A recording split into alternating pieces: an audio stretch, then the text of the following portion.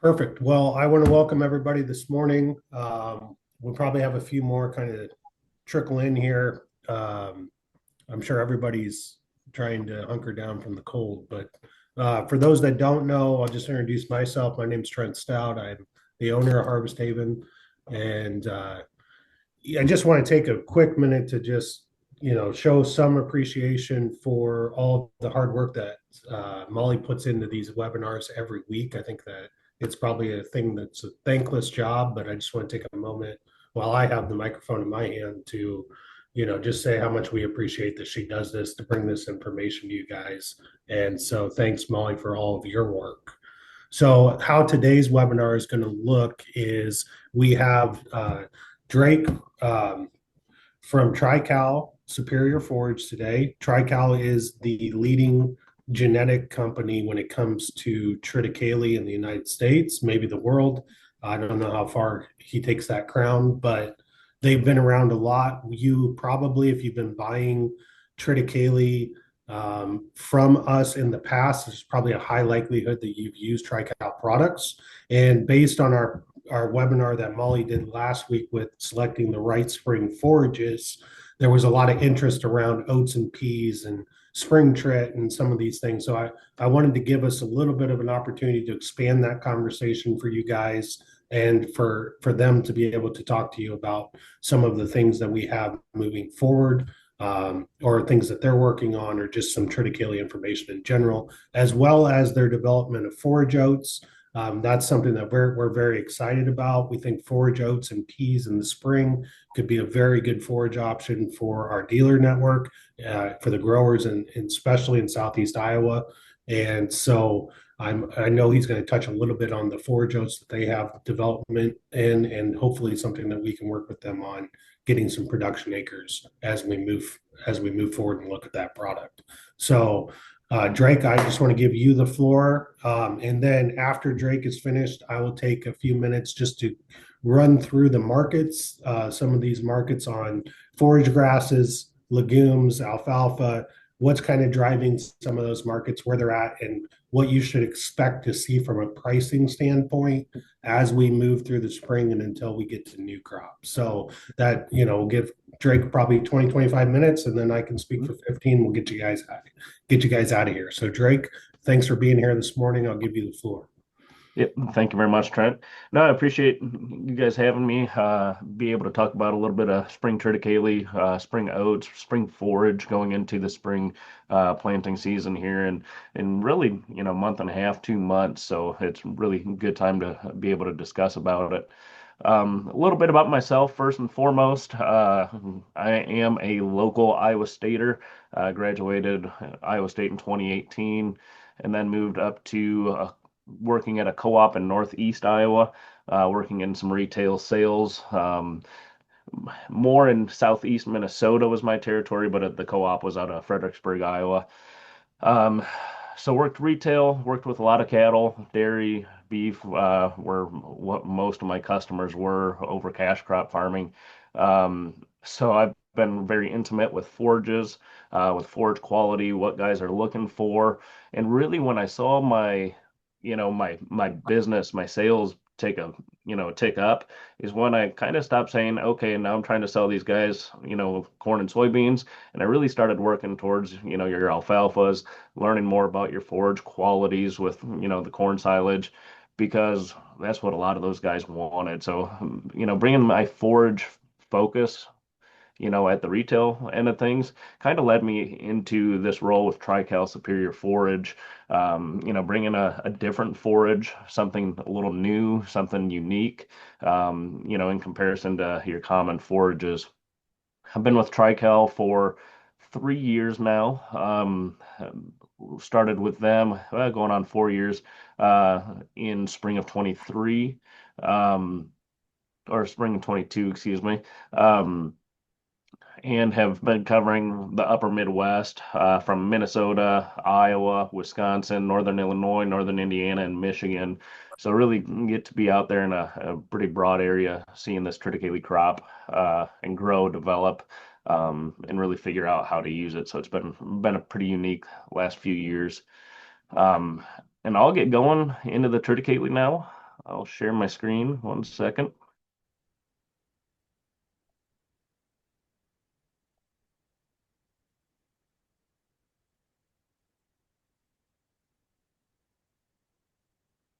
All righty, can you guys see the presentation?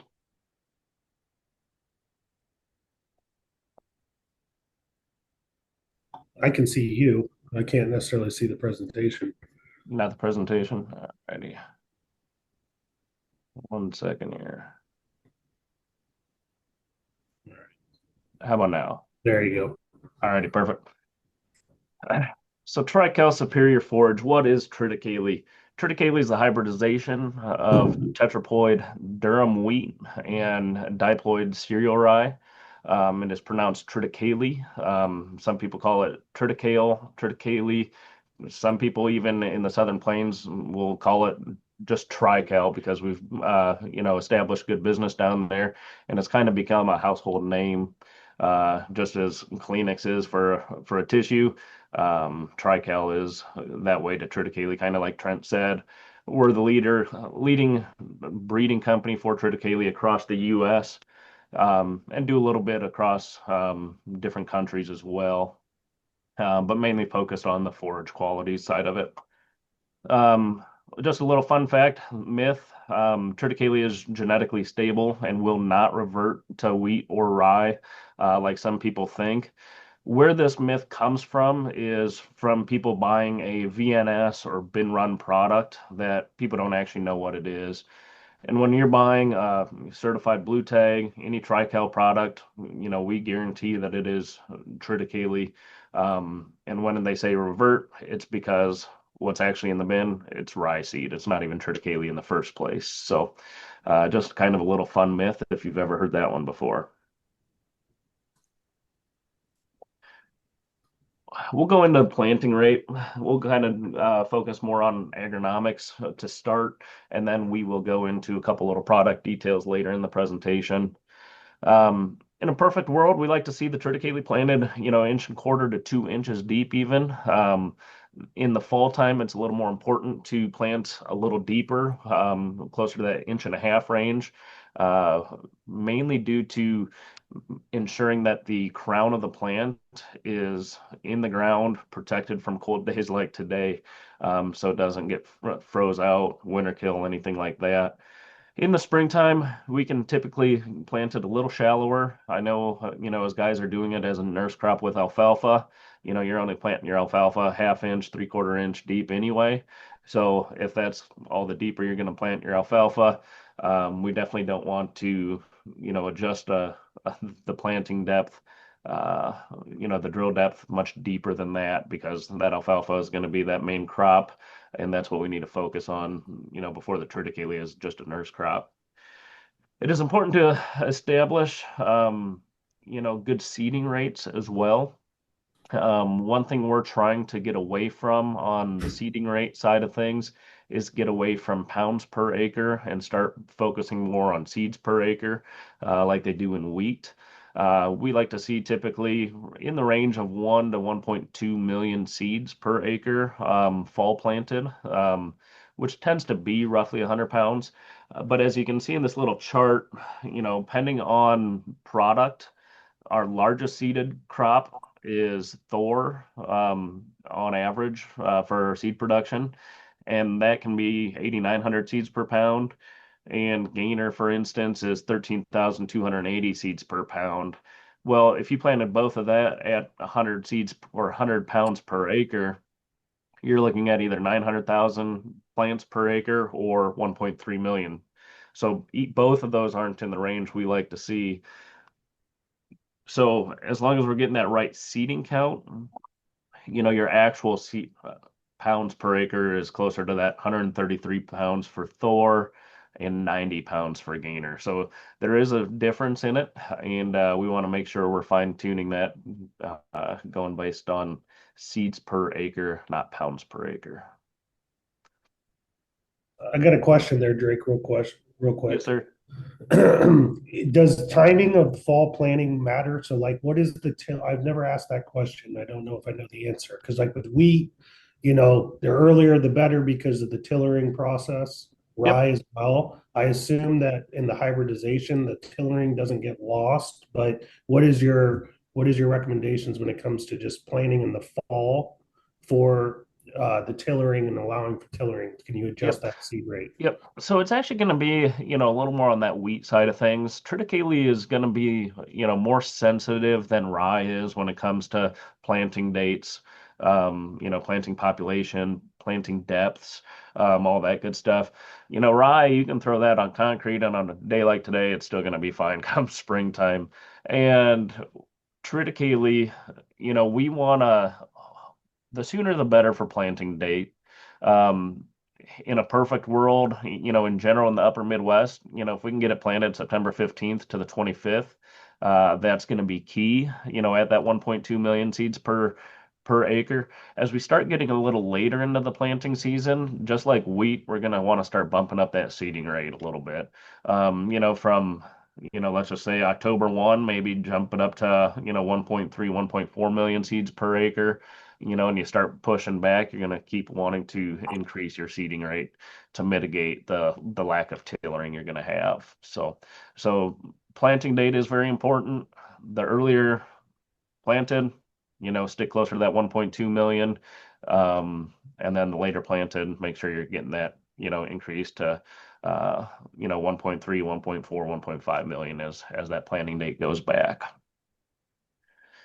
And then planting too early on the other end of things, you also do want to, watch out for this. Guys in, a little more wheat country, ask me all the time, like over in Michigan, for instance, eastern Wisconsin, hey, can I plant this September 1st? And I always tell people, pump the brakes a little bit. I know weather's decent right now, and it might not be in 2 weeks in optimal planting time. But if you're planting it too early, that plant will actually get too tall. You get snow on it, it'll smother itself out, get snow mold, and die that way as well. So, not saying it's always going to happen, but it's just a way to mitigate that risk. I assume that if you had a snow mold issue, you could use just standard fungicide for snow mold if like you were trying to save that crop in the spring. Is there any response to that? Do you know?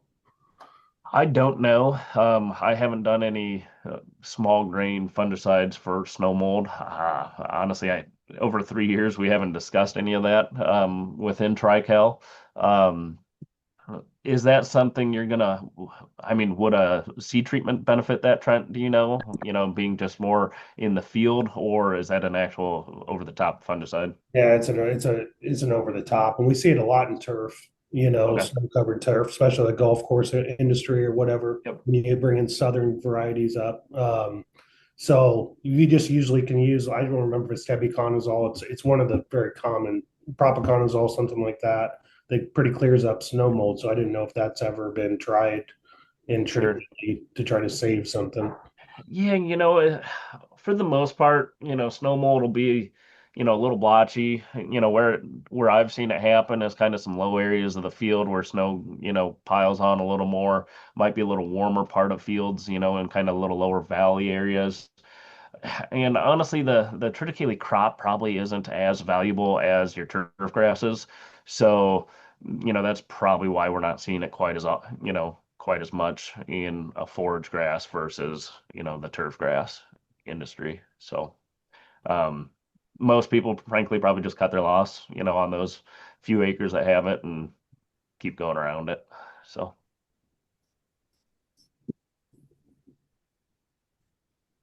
Maximizing quality and yield. First thing I always ask growers, what are your goals? Do you want high quality? Do you want to be cutting it at flag leaf? Or do you want to be getting high tonnage? Do you want to let it mature a little more, boot stage, even early heading, early flowering, depending on your operation? And what is it? It's hard to have both, but there is a middle ground where we can maximize quality and still maintain solid tonnage as well. How to reach goals, fertilization, uh, how much nitrogen, how much sulfur are you putting out there, harvest timing, all these factors will take into an account on quality, on tonnage. And with fertilization, I should have left my presentation or my slide in there with more fertilization on it.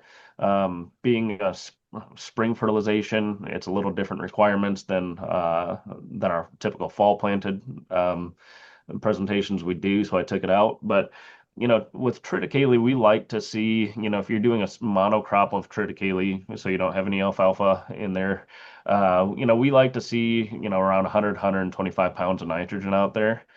It'll be a direct correlation with, the units of N you put out there with your yield. Being in grass, the more nitrogen you get out there, the better it's going to like it, the better it's going to ton up, and your qualities are going to go up as well. Another way to increase quality, if you're gonna put out there 115 pounds of nitrogen and no sulfur, I'd rather you guys put out there 100 pounds of nitrogen and 15 pounds of sulfur, just to make sure we get that little bit of protein bump out of that sulfur. And it's actually pretty drastic how much of protein you can increase just by adding that 15, 20 pounds of sulfur. I've had guys have conversations with that treat triticale like a cover crop. Man, I don't do the triticale because, I don't see the benefit over rye. And based off of having conversations with them, they treat it like rye. They plant it in the fall time, they forget about it and mow it off in the springtime.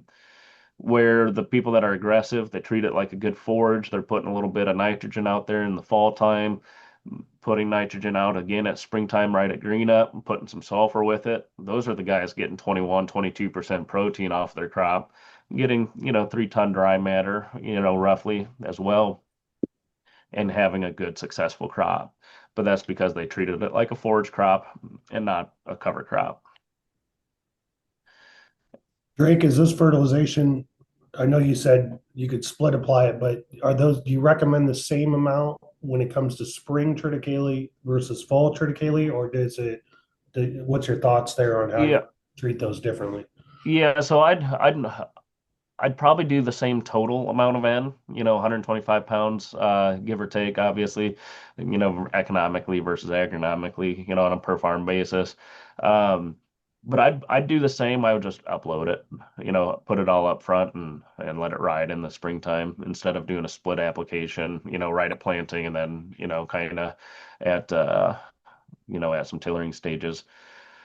And that is going to be because, if you fall plant it, that nitrogen in the fall will help establish more tillers in the fall time, where planting it at the springtime, you're going to want that in out there, obviously right away, help with tillering, help it get going.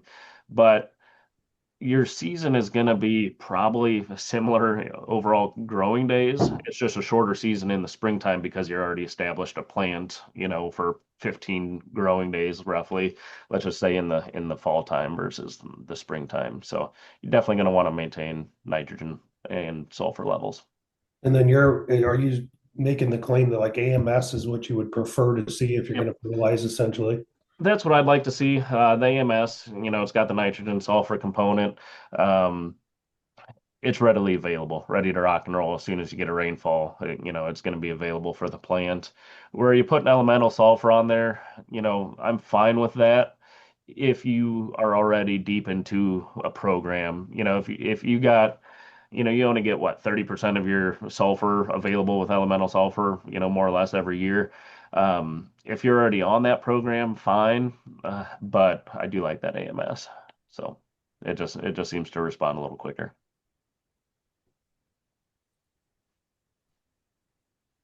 Harvest timing, kind of like what I said on the last slide. The stage 9 is right at the flag leaf. You can see the flag leaf pointing out right at the bottom of that stage 9 box. That's where we're going to want to maximize your quality. Guys that are doing some grazing, guys that are, feeding it to any dairies that might be around. That's where you're going to optimize quality. However, you're going to lack tonnage overall on yield. Where if you let from stage 9 to stage 10, peak stage 10, you're going to increase about 25% yield by just letting it go, a few more days in maturity. So you're going to want to bump up that. perfect for cattle operations. I'd say most of my, beef cattle operations do more of a stage 10, maybe even, a stage 10 and a half or so, right around flowering.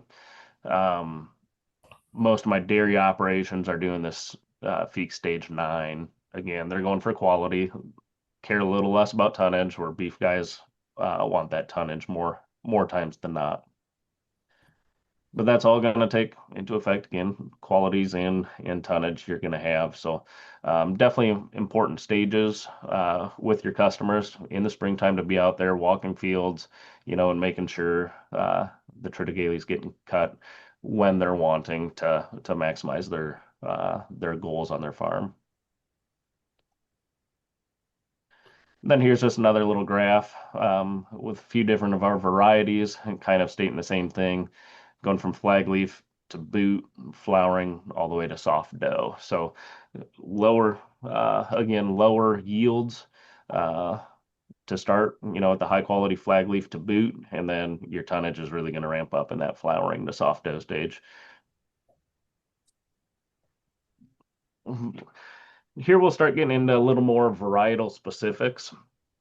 And when I say triticale is not just triticale, everything isn't made, on par, like a cereal rye is. Cereal rye, more or less, is just a cereal rye. There are a few different varieties, but really most of them have, a lot of the same characteristics. Where triticale, we can go through crop purpose. What's your cropping system, growing season? What on do you want? We can go through all that and kind of select exactly what variety will fit every operation. So what's your crop purpose? Are you taking it for silage? Are you going to be chopping it? Are you going to be grazing it? Are you going to make hay out of it, baleage, any of that good stuff? What's your cropping system looking like?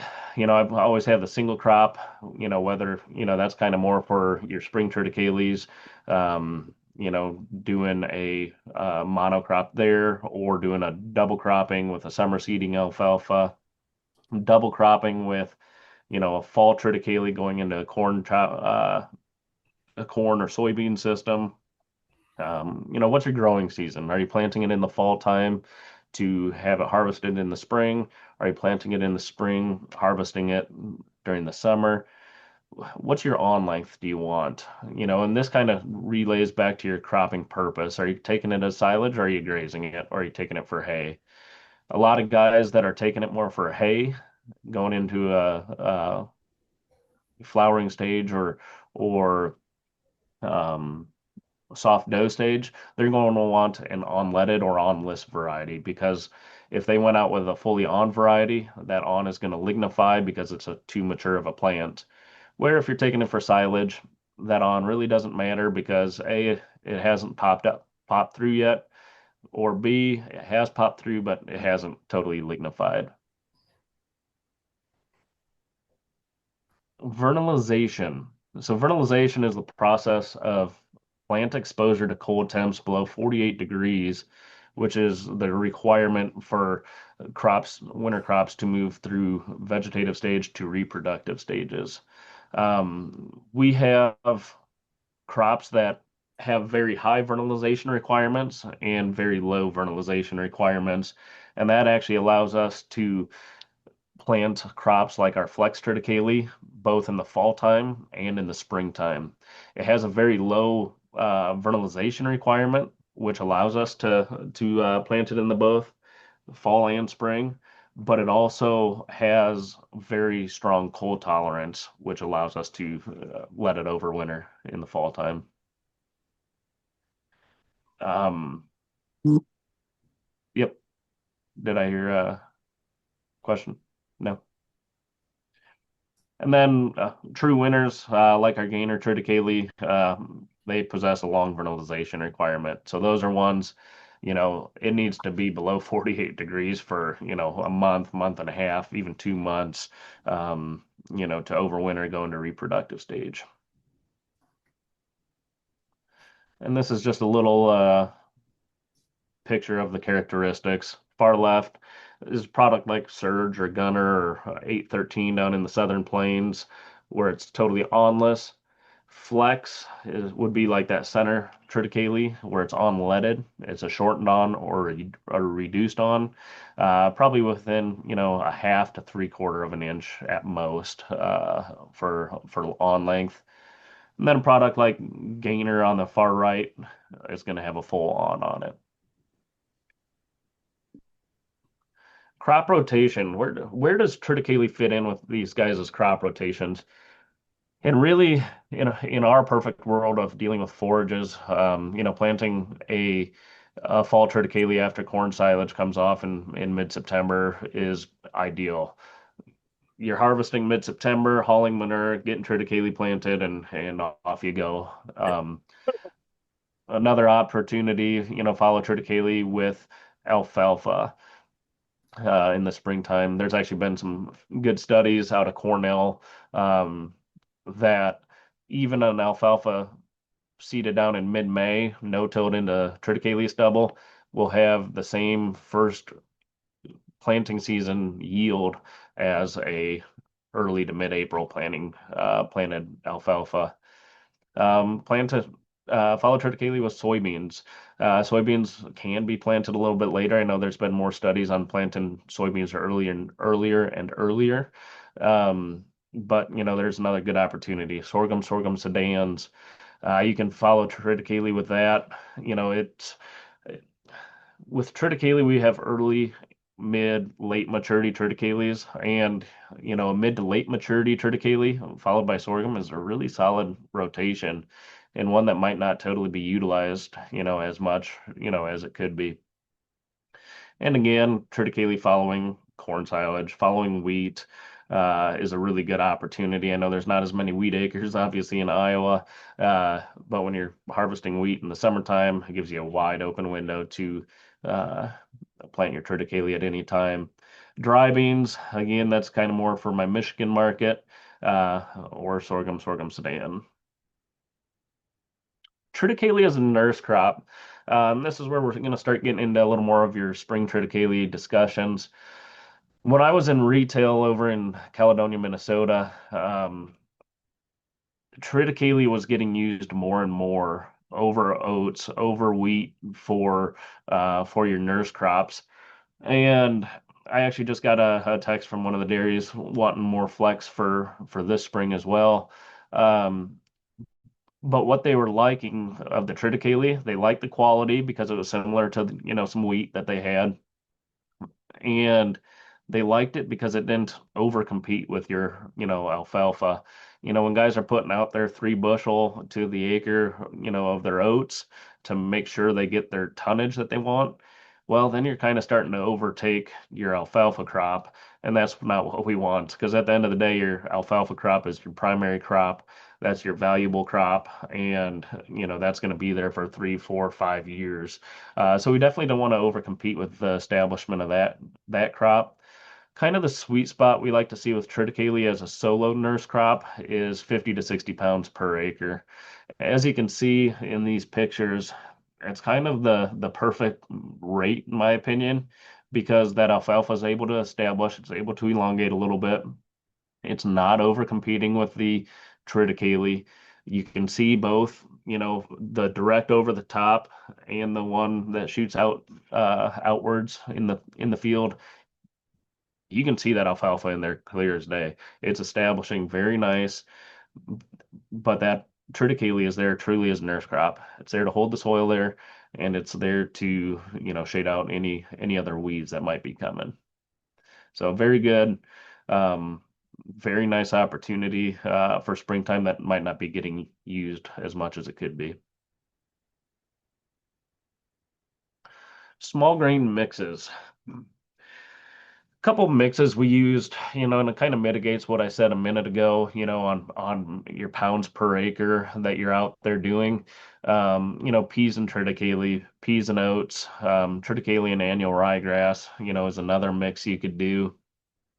I think the peas and triticale, peas and oats, I think those, people use it as a nurse crop with alfalfa, but I think a lot of times too, people are using that as a spring crop, and then they're summer seeding or fall seeding their alfalfa afterwards. So that way they're maximizing tonnage on a spring crop, and then they're still able to get a good establishment, later in the summer, fall time for alfalfa. A couple benefits of these. When you're doing, roughly, let's just say 100 pounds of peas and triticale or peas and oats, versus just 100 pounds of triticale or 100 pounds of oats, you're able to have a couple different species in there. So let's just say one of the triticale or oats gets a little away from you, starts losing a little protein. That's going to be the same time that those peas are going to be getting ready, and then those are going to be starting to thump on some protein. So it kind of mitigates a little bit of, potential risk that we have with harvest timing. And then triticale and annual ryegrass. That's a mix that's been used a little bit. I've seen that more like Indiana, Ohio, kind of gets used down in that area.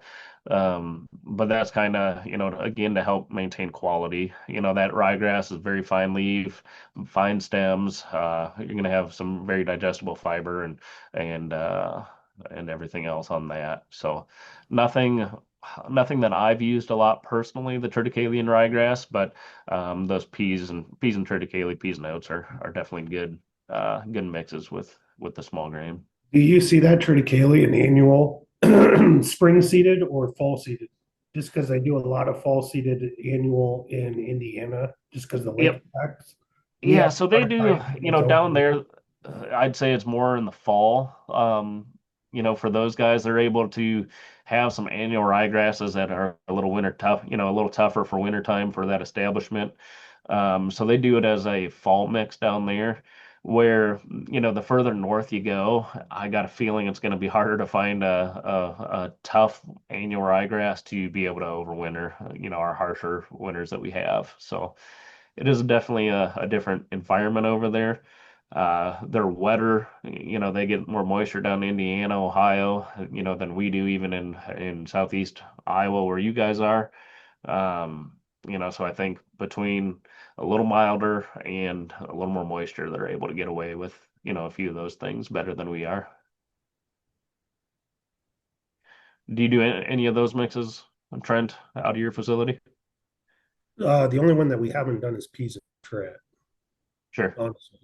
We do peas and oats. We do a lot of peas and oats primarily. Yep. Um, Annual ryegrass, we just have a hard time getting it to really perform consistently over winter. It Yep. just depends on snow cover for us. Yep. Do you want to say, can you guys hear me? Yep. Yeah. I do want to say Bernie, when I was having a conversation with him last week, he said in the 80s they used to do peas and trit a lot. Yep. Absolutely. So that's kind of when Triticale first started, coming out, with our program. Um, so it was used a lot back then, and then it kind of died off because how do we manage this? We didn't know how to manage Triticale as a forage. We didn't know what Triticale fit where, and we're the breeding company, right? I mean, that was right when it first got crossed, and it seems like it started to make a little bit of a comeback. And I think that's because we don't necessarily do a lot of research with, a lot of mixes, the peas and triticale mixes, peas and oats, but we know how to manage triticale itself a lot better now than we did even 10 years ago. It's kind of made a revamp, over the last 10 years. And we just know agronomically how to handle it. Before, do we treat it like a wheat? Do we treat it like a rye? Do we treat it like triticale? We didn't know, and those practices have definitely evolved. So, Yeah, Drake Bernie here.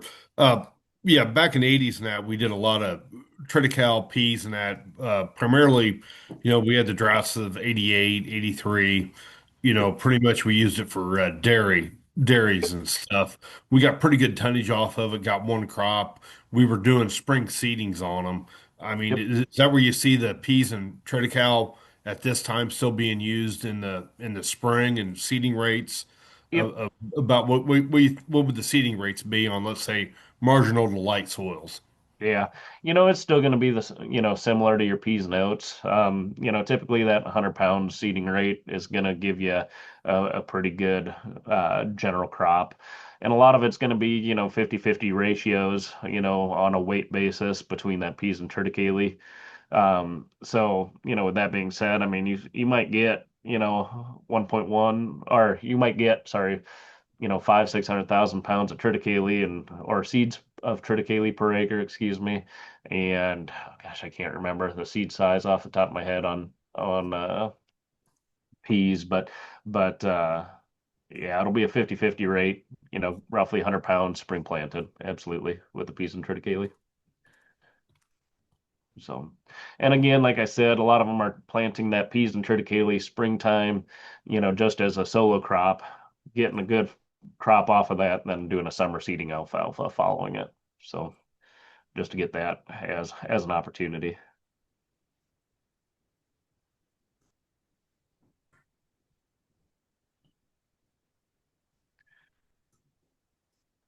We'll jump into a couple little products here quickly.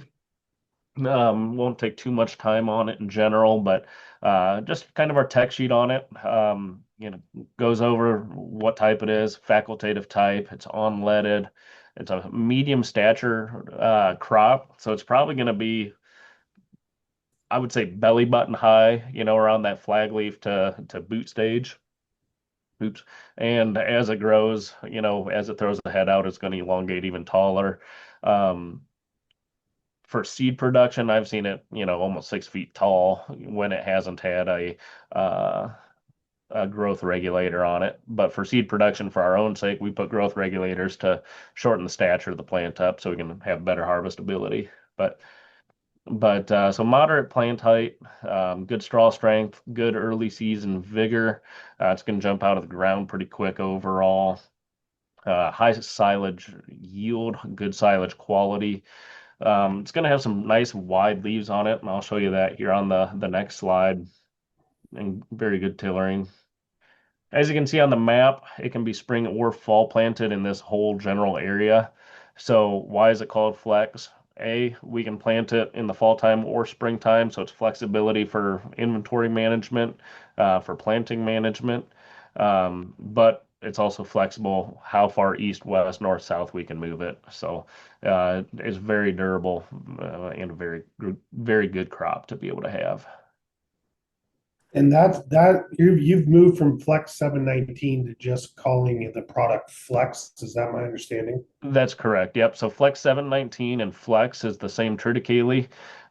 Originally, well, you can see here in the field sign, it still says Flex 719. That was taken this spring or this past spring. The only reason we had the 719 on there was because that was the experimental number and people were familiar with that. So when we branded it, we left the experimental number on it. And we're just kind of trying to remove that now to just calling it Flex.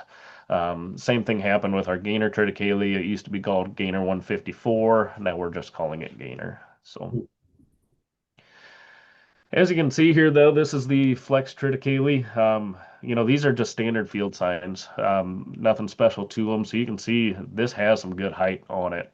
Where you can, frankly, it's probably about the same height as the bottom of the field sign. Just from being taken from over the top of it, you can still see it. But good medium stature. You can see here, flag leaves are just popping out, so it's early flag leaf.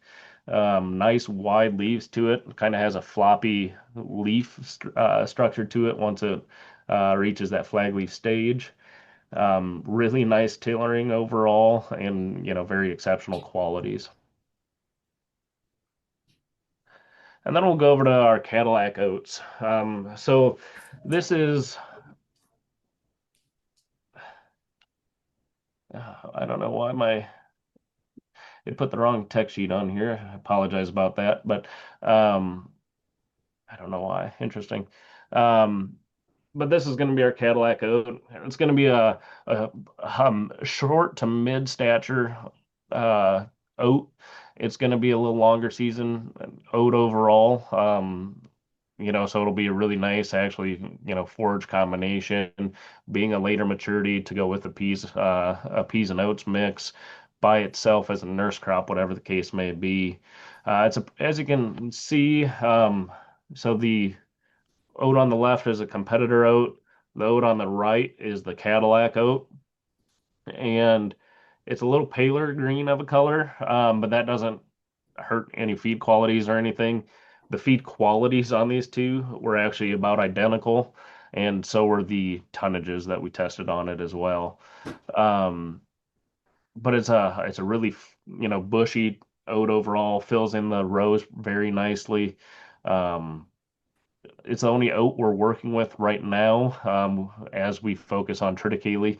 But we figured it's a nice oat to bring onto our portfolio as we are a forage breeding company at the end of the day. So um, nothing crazy to say about it. I guess I like my triticale a little more than oats. To me, oats are not oats are oats, but oats are kind of what's always been around, and that's kind of what makes triticale a little more fascinating for myself. But overall, really good forage crop. It is a true forage oat. So as far as taking it to grain for test weight, definitely not one that we want to take to a feed mill or anything. It's going to be a 32 test weight, 100 bushel yielder. Nothing crazy, but again, exceptional forage quality and tonnage. Drake, I have a question for you. Yep. Since it is a true forage oat, one of the most popular, well, we go through two varieties of forage oats. Typically, we use an everleaf, which I believe is a true forage. And then we also see Rushmore. How does this compare, your Cadillac compare to those? Yeah, I haven't. Those are a couple of oats, honestly, I haven't worked with. Um, I would say if you're familiar with like a Goliath oat, it's going to be probably on par with Goliath. Overall on yield, stature, stuff like that. So, um, yeah, I'm just unsure on the Rushmore to be able to make a comment on that. Can I ask what competitor variety this is? Do you know the answer to that? I do. This is a Forage Plus oat. It's out of University of Wisconsin. Okay. Yep. So it's a very, very liked one in Wisconsin. Not sure how far east, southwest, it moves. But it is a very popular crop up here. I do know that. Can I ask another question quick here? Yep. Is there availability? I know, in conversations with Trent, we've been talking about working with growers to start establishing some of that supply. This spring, do we have availability on, the Cadillac oats or any of these spring trits? Yeah, so I don't have a lot of it. I have a little bit of parent seed remaining from a year ago. Um, so it was grown in 24. But everything's still test good on it. So we'll have a little bit. I got to take a look at my inventory to see how much of that I have. I think at bare minimum I should have enough to, maybe get a grower or two at least looking at it. I don't have too much.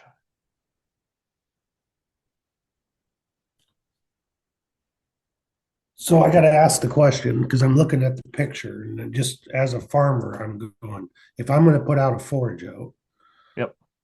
the one on the left looks better to me than the one on the right. So Yep. is there something about the Cadillacs that you just visually, it's kind of misleading? Like is there something with like leaf structure or is there maturity differences here that are, giving that visual Yep. feedback? So yeah, no, I mean, you hit the nail on the head. That the Forage Plus oat is a very pretty oat. It's a very dark oat, big leaves on it. Where, maturity, these triticale or these oats, excuse me, are actually, within a day of each other in maturity. It's very close.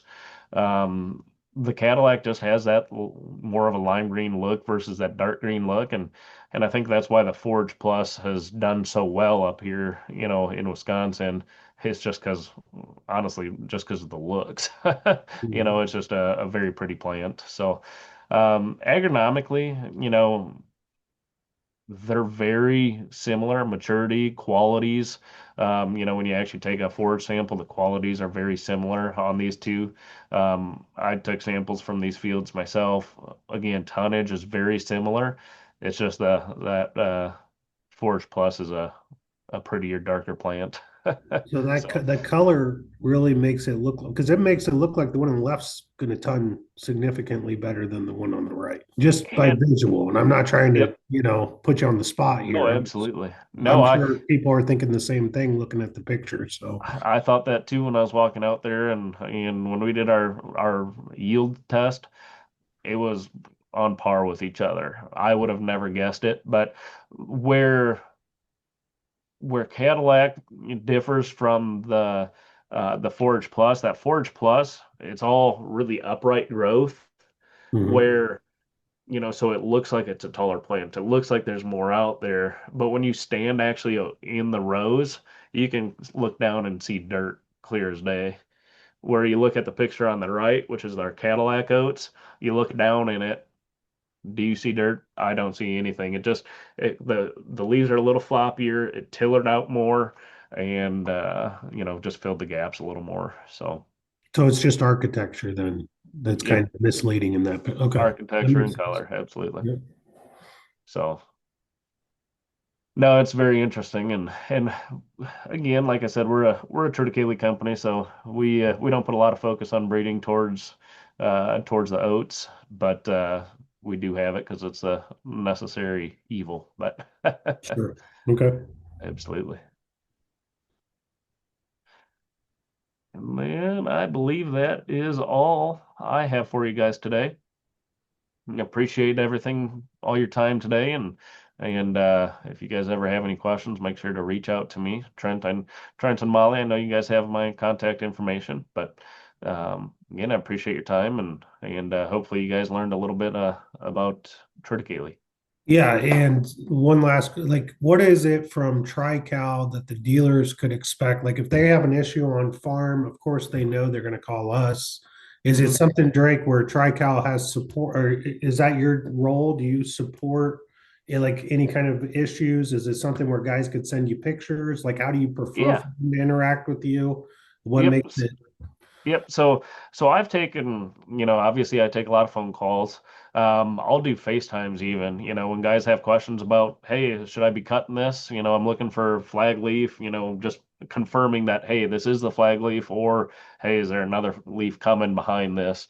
I take FaceTimes, phone calls, emails, take pictures, text it to me. I can come down and look. I probably can't come and look at everything, but if there's ever a actual problem out there, I can come out and take a look at it and get down in the field. So typically don't take too many of those calls. More calls on, hey, is this the timing? Mhm. Does everything look good? So absolutely. But please, yeah, absolutely reach out. Anything you guys ever need, from tech sheets to dealer meetings to you want me to come knock on some doors with some farmer, with some growers, I'd be happy to do all those things. Help support you guys. And thank you guys for supporting us as well through the years. Hey, Drake, this is Steve, I have a quick question before you go. Yep. I have a grower down in south central Iowa called me the other day, and he has corn stalks left over from last fall that he's done nothing with yet. Yep. And he's wanting to seed something down to wet bale, and he wants to maximize tonnage. Yep. And then after he wet bales, he wants to come back and seed that down to probably sorghum sudan grass again. Yep. He's looking for cattle feed. He's pretty good sized cow farmer is what he is. Yep. As I've been listening today and what you spoke, triticale is probably the best option, maybe rather than the oats and pea mix Mm-hmm. to accomplish that. If he wants to wet bale it, I'm asking you. You can tell me what you think. Yeah, so I think Triticale is going to be a good option. It's pretty quick, quick to establish, quick to grow. I'd say, to get cattle feed, it's going to be a tight window, for, uh, getting that sorghum Sudan planted, but you're probably going to have a 60 or 70 day, planting to harvest window on triticale spring planted, before you're going to go in there with a sorghum Sudan for summer seeding. So it's Yeah, gonna be, yeah, he asked originally about frost seeding the triticale. How early can he do that, do you think? gosh, I haven't honestly messed with frost seeding on triticale. It's a long ways from today, I'm sure of that. Yeah, I mean, you're probably gonna, I mean, I'm just kind of throwing it out there a little bit, but mid-March, I mean, is that decent, Trent, would you say for South Central Iowa, or would you be doing it earlier than that even? No, I think that you're spot on there, but if you're going with peas, Steve, you're going to have to drill that. You know what I mean? You Yeah. can't Yeah. broadcast those peas. So, So you're going to have, it's going to be based on weather. I mean, there's just nothing, it's going to be out of your control. It's going to be well, I whenever. kind of think what we're looking at then is probably triticale would be one of his best options. Mhm. And then after he's done with that, he can come back in probably mid-June or somewhere and put the sorghum Sudan grass in and still be able to take some off of that, later in the fall. Yeah, and if he gets pushed back too far out of the window, Steve, you'd probably just pivot to German millet or something that you can hay crop. Yeah. Mhm. You just have to have that conversation. If everything goes right, that's the plan should work. If it doesn't, we can pivot. Here's where we're going to pivot to keep the inventories up. So You don't think everything works in the perfect world? yeah, right. Wouldn't know. Never All been. right. Well, that was my question, Drake, and most of what you talked about today answered a lot of my questions. I appreciate your time on the call with us. Absolutely. I appreciate all your guys' time today. Thank you very much. Thank you. All right, we have 5 minutes, and I am not going to be the one that holds us up. So I will really quickly run through what I have for you guys. Can everybody see my screen? Or no? I think I'm doing it right. Yes, we can see your screen, Trent. Okay, so just real quick, looking through market conditions as we will move into the spring, some things to expect, some products to pay attention to if they're big products for your dealership. But weather out in a lot of the production areas has been relatively dry and warm. We've had a lot of reduced snow cover in the Pacific Northwest. And so because of that, that's actually somewhat of a positive in the Pacific Northwest because it's allowed guys to get a lot of the work done. It's allowed them to get stuff planted. So that gives us some downward pressure actually. But the biggest thing becomes pressure on acres.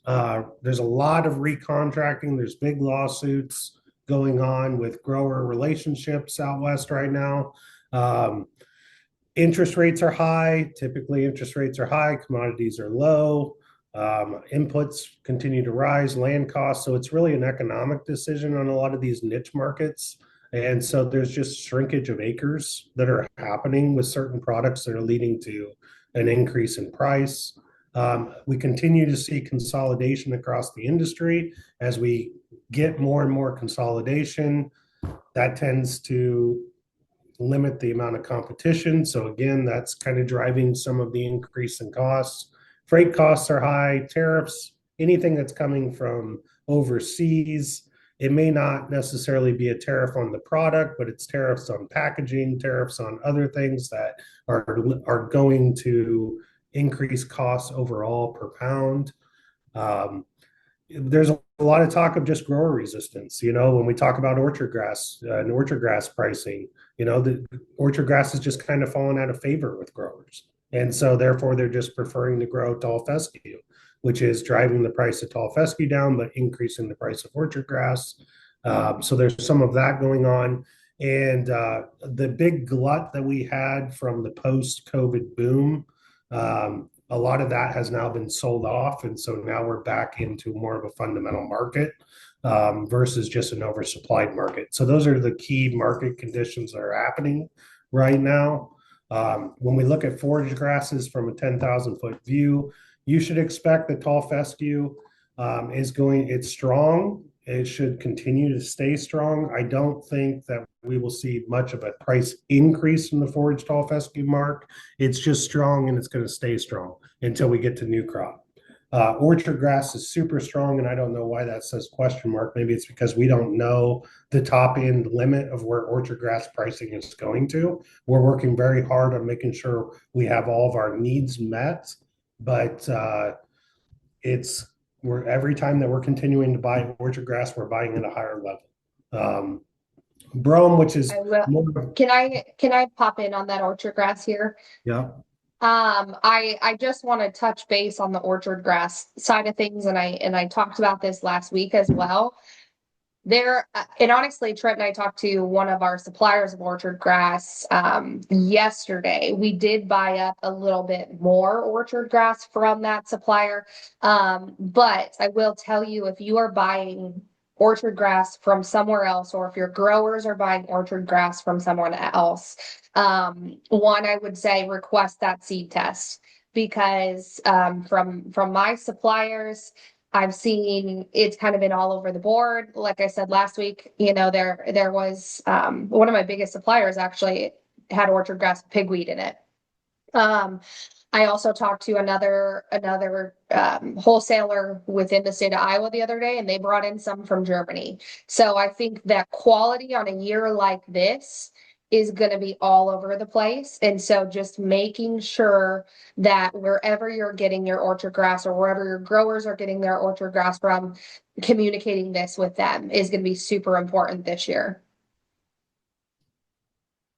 For sure. Thanks, Molly. And I would just reiterate that not all growers are the same when it comes to quality and production. It's just like anything else that we produce as farmers.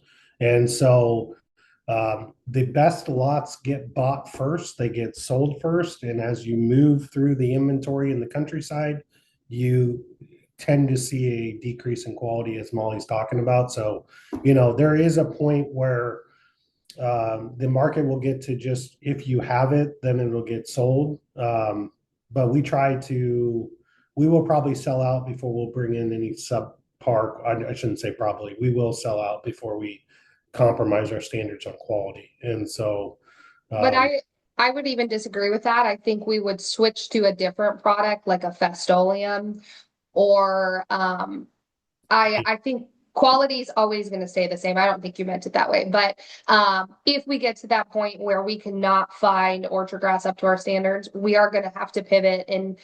And this is something that I've been working with Trent on and Steve on, just talking about, the majority of our orchard grass that we move is in mixes, in trying to decipher if we are going to mix up what we had originally planned, or if we are going to leave that orchard grass piece out and maybe mix as we need, so we're not tying up all of our orchard grass inventory in a mix. So yeah, I just want to go off that. I don't think we'll ever lack quality, but I think we may have to pivot to other products. correct. Yeah. And I'm sorry if I misstated that. What I meant is we will sell out. In essence, we will start to substitute into other products before we bring in subpar orchard grass. And so I think that's just the reality of the situation with orchard grass this spring. And I think it's important that you as dealers are aware of that. Smooth brome, which is more of a Midwest crop, is more stable. Meadow brome, again, more Midwest, stable. Intermediate wheatgrass is a Midwest crop that is really strong. And I think that that's just because there's a limited amount of intermediate wheatgrass growers in the US. Timothy is stable, but Timothy is still historically high. It's stable for where we're at, but it's not pre-COVID level pricing on Timothy. So I think it's found a new floor, and we're just kind of sitting in there in a very comfortable price point for the growers. Annual ryegrass is down. Not that that's a huge component of what we do around here. But I think a lot of that just has to do with annual ryegrass falling out of favor in the cover crop market. And then common Kentucky bluegrass is very strong. Moving through the legumes and clover, proprietary alfalfa. So alfalfa that is branded alfalfa continues to be strong because of the consolidation in the market and people over contracting acres or stealing acre contracts. That's a bit of a problem. But we are seeing a slight uptick in pricing on proprietary alfalfa. The common alfalfa market seems somewhat stable. Medium red clover seems stable. Any white clovers is extremely strong. Ladino clovers are strong. Alside crimson clovers seem to be kind of hitting a groove here where they're going to kind of fall in.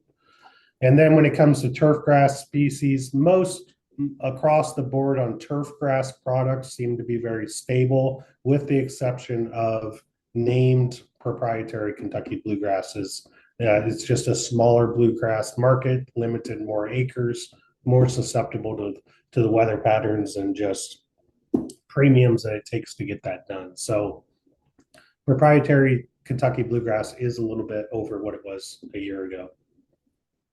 So that's, again, I'm trying to stay on topic or stay on schedule. So sorry if I went through that very quickly, but if there's any questions on any products and pricing or what to expect for the spring, we can take those now.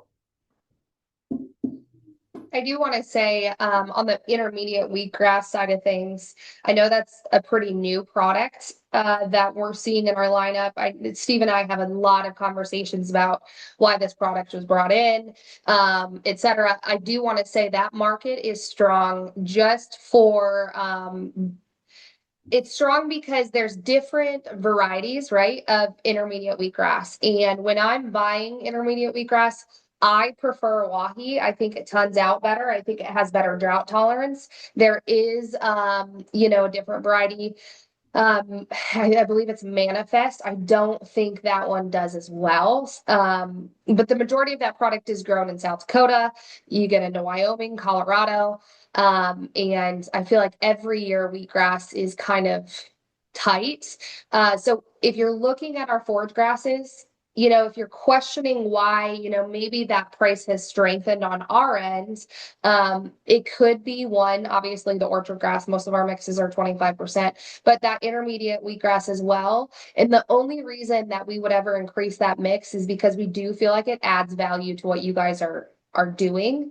And that intermediate wheatgrass in there is giving you guys that drought tolerance. Last year, maybe you didn't need that because I feel like you guys just kept getting rain. But it really is going to show up if you guys do have a hot, dry year. So just an FYI on that.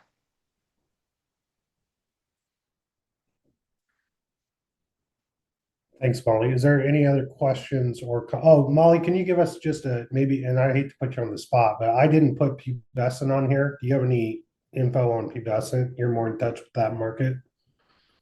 Honestly, pubescent, not a lot of people use pubescent. I don't feel like it tons out as great as intermediate wheatgrass, but when I'm buying that pubescent wheatgrass this year, I'm not seeing any issues with it. I would say stable. Okay. Maybe when we get into May, you might start seeing that a little bit stronger, but quite a few wholesalers are probably going to be using like an intermediate or a western wheatgrass or a tall wheatgrass. Those are stronger markets on the wholesale side than a pubescent wheatgrass would be. Very good. Is there any other questions? Does anybody have any comments or thoughts on anything that we didn't cover on the market indicator?